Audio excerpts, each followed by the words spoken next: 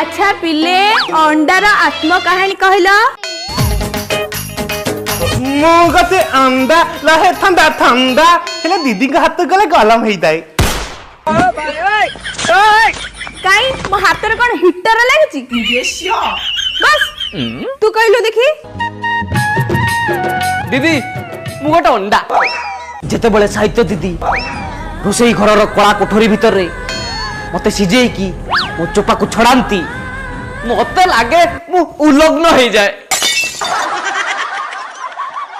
चुप पांडु तो कथा बुझुची र एइटा अंडार आत्म कहानी नहीं एबे तू अंडार आत्म कहानी कहलु देखी दीदी मुर्गी क्या जाने अंडे का क्या होगा फ्राई करेगा या तावे पे फ्राई होगा सिटी बजा के बोल दीदी 1 4 3